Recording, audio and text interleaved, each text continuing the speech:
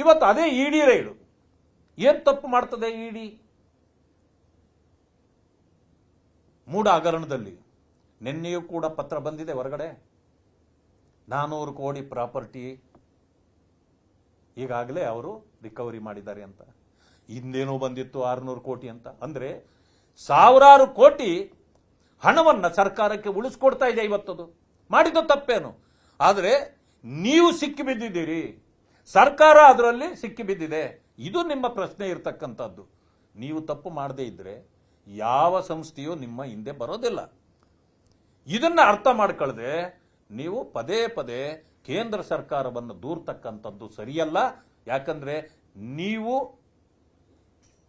ಕಡು ಭ್ರಷ್ಟರಾಗಿದ್ದೀರಿ. ನಿಮ್ಮ ಭ್ರಷ್ಟಾಚಾರವನ್ನ ಹಿಡೀತಕ್ಕಂಥ ಕೆಲಸವನ್ನ ಈ ಸಂಸ್ಥೆಗಳು ಮಾಡ್ತಾ ಇವೆ. ಭಾರತೀಯ ಜನತಾ ಪಕ್ಷ ನಿಮ್ಮ ವಿರುದ್ಧವಾಗಿ ಹೋರಾಟ ಮಾಡ್ತಿದೆ.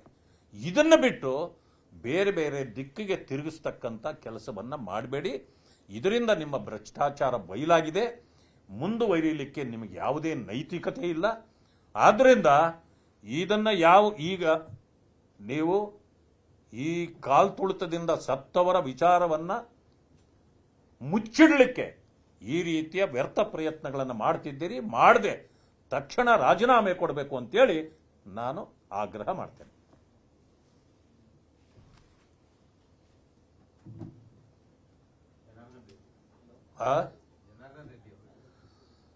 ಇವತ್ತು ಬಳ್ಳಾರಿಗೆ ಸಿಹಿ ಕಹಿ ಎರಡೂ ಸಿಕ್ಕಿದೆ ಅಂತ ನನಗನ್ನಿಸ್ತದೆ. ಯಾಕೆಂತಂದ್ರೆ ಜನಾರ್ದನ್ ರೆಡ್ಡಿ ಅವರದ ಮೇಲೆ ಇತ್ತೀಚೆಗಷ್ಟೇ ಕೋರ್ಟ್ನಲ್ಲಿ ಕೇಸು ಆಗಿದ್ದು, ಅದು ಅವರ ಅರೆಸ್ಟ್ ಆಗಿತ್ತು. ಇವತ್ತು ಅವರ ಮೆಂಬರ್ಶಿಪ್ ಅನ್ನು ಕಳ್ಕೊಂಡಿದ್ದಾರೆ ಅನ್ನೋದನ್ನ ಅನೌನ್ಸ್ ಮಾಡಿ ಆಗಿತ್ತು. ಆದರೆ ಇವತ್ತು ಅವರಿಗೆ ಸ್ಟೇ ಸಿಕ್ಕದ ಮೇಲೆ ಅದು ಊರ್ಜಿತ ಆಗೋದಿಲ್ಲ. ಅವರ ಮೆಂಬರ್ಶಿಪ್ ಉಳಿಯಿತು. ಈಗ ಅವರು ಕೇಸನ್ನಷ್ಟೇ ಅದನ್ನ ಮುಂದುವರಿಸಬೇಕಾಗ್ತದೆ. ಸೊ ಆ ಕಾರಣದಿಂದ ಅವ್ರಿಗೆ ಸಂತೋಷ ಆಗಿರ್ತದೆ, ಅವರು ಇದು ಉಳಿದಿದೆ ಅಂತಕ್ಕಂಥದ್ದನ್ನು ನಾನು ಹೇಳಲಿಕ್ಕೆ ಬಯಸ್ತೇನೆ. ಸರ್ಕಾರ ಪದೇ ಪದೇ ತಪ್ಪು ಮಾಡ್ತದೆ. ನಾನು ಒಂದೊಂದು ಸಾರಿ ಹೇಳ್ತೇನೆ, ನಾವೀಗ ಬ್ಯಾಟಿಂಗ್ ಮಾಡ್ತಾ ಇದ್ದೇವೆ, ಒಂದೇ ಬ್ಯಾಟ್ ಇದೆ ನಮ್ಮ ಹತ್ರ. ಆ ಕಡೆಯಿಂದ ಮೂರು ಬಾಲ್ ಆಗ್ತಾ ಇದ್ದಾರೆ ಅವರು. ಮೂರು ಬಾಲನ್ನು ಒಂದೇ ಬ್ಯಾಟಲ್ಲಿ ಒಂದೇ ಸಾರಿ ಹೊಡೆಯಕ್ಕಾಗಲ್ಲ ಅಂತ ಪರಿಸ್ಥಿತಿಯಲ್ಲಿ ನಾವಿದ್ದೇವೆ. ಯಾಕೆಂದ್ರೆ ದಿನಕ್ಕೆ 1 ಹಗರಣ ಅಲ್ಲ, ದಿನಕ್ಕೆ 3 ಹಗರಣ ಸಿಗ್ತಾ ಇದೆ ಅವ್ರದ್ದು. ಇಂಥ ಪರಿಸ್ಥಿತಿಯಲ್ಲಿ ಮುಖಭಂಗ ಅನ್ನೋದು ಅವರಿಗೆ ಈಗ ಅನಿಸ್ತಾನೆ ಇಲ್ಲ. ಯಾಕೆಂದ್ರೆ 1 ಸಾರಿ ಮುಖಭಂಗ, 2 ಸಾರಿ ಮುಖಭಂಗ, 3 ಸಾರಿ ಮುಖಭಂಗ ಅಂತಂದ್ರೆ so it is A common ಮುಖಭಂಗ ಈಗ ಅವರಿಗೆ. ಇನ್ನೇನು ಬೇಡ, ಆಗೋದೇನಿದೆ, ಏನು ಬಂದ್ರು ಇನ್ನ ಫೇಸ್ ಮಾಡೋಣ ಅಂತ ಮಾನ ಮರ್ಯಾದೆ ನಾಚಿಕೆ ಅನ್ನೋದನ್ನ ಎಲ್ಲ ಬಿಟ್ಟು, ಮುಖಭಂಗ ಅನ್ನೋದನ್ನು ಬಿಟ್ಟು ಈಗ ಅಧಿಕಾರದಲ್ಲಿ ಉಳಿದ್ರೆ ಸಾಕು ಅನ್ನೋ ಕೆಲಸಕ್ಕೆ ಅವರು ಕೈ ಹಾಕಿದ್ದಾರೆ. ಇದರಿಂದಾಗಿ ಇವರು ಮಾತ್ರ ಅಲ್ಲ, ಇವರು ಮುಂದಿನ ಚುನಾವಣೆಯಲ್ಲಿ ಇವರೆಲ್ಲ ಕಾಣಿ ಆಗ್ಬಿಡ್ತಾರೆ.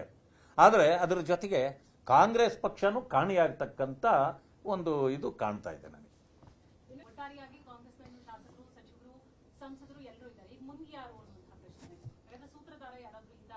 ಈಗ ಒಂದು ಎಳೆ ಸಿಕ್ಕಿದ್ರೆ ಇಡಿ ಏನ್ ಮಾಡ್ತದೆ, ಅದರಿಂದ ಹೋಗ್ತದೆ. ಹೋದಾಗ ಅದರಲ್ಲಿ ಲಿಂಕ್ಗಳು ಎಲ್ಲೆಲ್ಲಿ ಪಸರಿರ್ತದೋ ಅದನ್ನೆಲ್ಲವನ್ನು ಕೂಡ ಇನ್ವೆಸ್ಟಿಗೇಟ್ ಮಾಡ್ತಾರೆ. ಈಗೇನಾಗಿದೆ, ಈ ಹಣವನ್ನ ಚುನಾವಣೆಗೆ ಬಳಸಿದ್ರು ಅಂತ ಬಂದಾಗ ತುಕಾರಾಮ್ ಅವರು ಯಾರ್ಯಾರಿಗೆ ಹಣ ಕೊಟ್ಟರು ಅದು ಬಂತು. ಈಗ ಅಲ್ಲಿ ಹೋದ್ಮೇಲೆ ಮತ್ತಿನ್ನು ಒಳಗಡೆ ಏನೇನಿದೆ ಈಗ ಬರ್ತಾನೇ ಇರ್ತದೆ. ಆದ್ರಿಂದ ತಪ್ಪು ಯಾರು ಮಾಡಿಲ್ವೋ ಅವರಿಗೆ ಭಯ ಇರಲ್ಲ. ತಪ್ಪು ಮಾಡಿದ್ರೆ ಅವರು ಬೊಬ್ಬೆ ಹೊಡಿತಿರ್ತಾರೆ. ಯಾಕೆ ಅಂತಂದ್ರೆ ನಾವು ಸಿಕ್ಕಾಕೊಳ್ತೀವಿ ಅಂತ.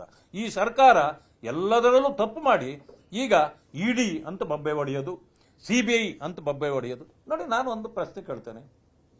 ಇಡಿ ಸಿಬಿಐದು ನಿಮಗೆ ಭಯ ಇದೆ, ಸರಿ. ನೀವೇ SIT ಕೊಟ್ರಿ. ಇದೇ ನಾಗೇಂದ್ರ ಅವರ ಹೆಸರನ್ನು ನಾವು ಪ್ರಸ್ತಾಪ ಮಾಡಿದ್ವಿ.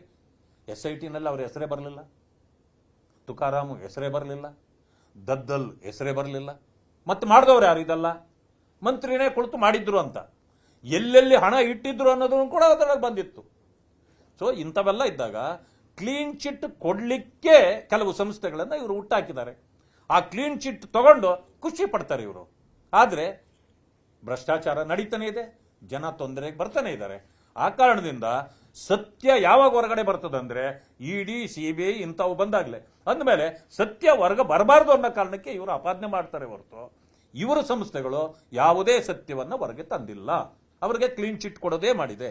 ಆಗಿದ್ಮೇಲೆ SIT ಕ್ಲೀನ್ ಚಿಟ್ ಕೊಡ್ತು, ಇಡಿ ಯಾಕೆ ಇವಾಗ ಅದನ್ನ ಸತ್ಯ ಹೊರಗಡೆ ಆಗ್ತಾ ಇದೆ? ಅಲ್ಲಿ ನೀವು ಲೋಕಾಯುಕ್ತದಿಂದ ಇದು ಮಾಡಿಸಿದ್ರಿ, ಮೈಸೂರು ಮೂಡೋದು. ಆದ್ರೆ ಸಾವಿರಾರು ಕೋಟಿ ಆಸ್ತಿ ಯಾಕೆ ಬಂತು ಈಗ ಹೊರಗಡೆ? ನೀವು ಮಾಡ್ತಕ್ಕಂಥದ್ದು ಕ್ಲೀನ್ ಚಿಟ್ಗಾಗಿ, ನಾವು ಮಾಡ್ತಕ್ಕಂಥದ್ದು ಸತ್ಯ ಬರ್ತರ್ಲಿಕ್ಕಾಗಿ.